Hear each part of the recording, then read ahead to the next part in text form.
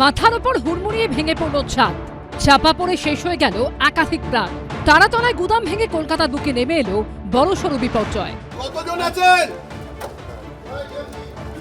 कितना आदमी आप लोग? শুনতে পাচ্ছেন? কতজন আছেন? কতজন আছেন? চার আদমি। বাঁচার আকুতি, বাঁচানোর মরিয়া চেষ্টা। बाबू कहाँ पर हो? अरे बाबू पानी लगाया क्या?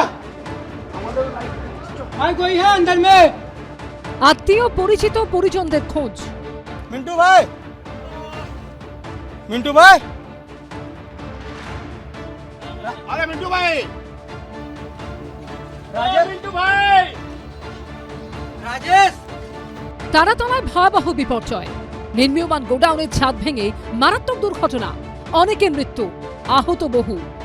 মহিলার কণ্ঠস্বর শোনা যাচ্ছে, তারা বলছেন যে তারা এই জায়গায় 4 জন আটকে রয়েছেন। পুরো শেড একেবারে ভেঙে পড়ে গেছে এবং বিপর্যয় মোকাবিলা বাহিনী তারা বিভিন্ন জায়গা থেকে কাটছে। লোহার বড় বড় বিম রয়েছে এখানে, অনেকেই এই ভেতরে আটকে চাপা পড়ে রয়েছে। একেবারে ভয়াবহ সেই দৃশ্য। গ্যাস কাটার নিয়ে আসছেন এবং নিয়ে এসে এই গ্যাস কাটারের সাহায্যে যে শেড, সেই শেড একেবারে কাটার কাজ চলছে। একজনকে এই মুহূর্তে উদ্ধার করে নিয়ে আসছে, দেখতে পাচ্ছ যে স্ট্রেচারে তাকে তোলা হয়েছে, তুলে একেবারে উদ্ধার করা হয়েছে একজনকে আহত অবস্থায়। এটা 3 তলা, দুটো হয়ে গেছিল, থার্ড আর সেকেন্ড হয়ে গেছিল, পোস্টটা চলছিল ওই সময়টা, পুরোটা উপর থেকে পুরোটা বসে গেছে। বুধবার বেলা 12:07 নাগাদ তারাতলা ব্রিজের কাছে ট্রান্সপোর্ট ডিপো রোড এলাকায় এই নির্মীয়মান গোডাউন বিশাল বিম নিয়ে হুড়মুড়িয়ে ভেঙে পড়ে। প্রতিদিনের মতো যারা কাজ করছিলেন, মাথার উপর যেন আকাশ ভেঙে পড়ে। পুলিশ, দমকল, তারা যারা আবার শোনাবো আমরা, তারা কিন্তু যারা আটকে রয়েছেন তাদেরকে আশ্বস্ত করছেন, আমরা জল পাঠাচ্ছি, তোমাদের চিন্তা করতে হবে না।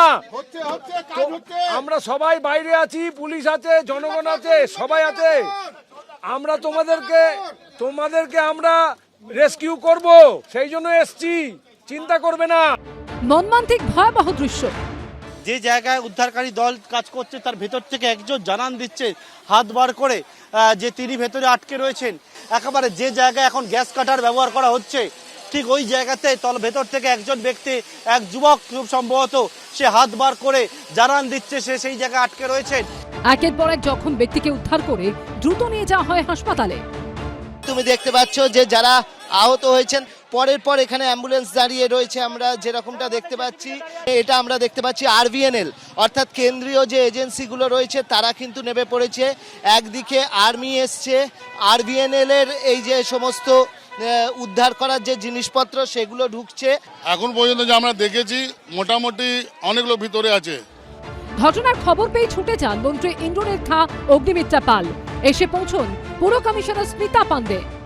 ভেতর থেকে আওয়াজ আসছে, সেই সমস্ত মানুষজনকে সাহায্য পৌঁছে দেওয়ার জন্য এই মুহূর্তে একদিকে যেরকম ভারতীয় সেনাবাহিনী নেমেছে, কলকাতা পুলিশ রয়েছে, NDRF রয়েছে, দমকল রয়েছে, উদ্ধারকারী দল, তারা বিভিন্ন এজেন্সি এই মুহূর্তে কাজ চালাচ্ছে। বিকেলে ঘটনাস্থলে আসেন মুখ্যমন্ত্রী, সেখানেই ক্যাম্পে বৈঠক করেন। 17/1/2026 এই বিল্ডিং প্ল্যান অনুমোদন দেওয়া হয়েছে।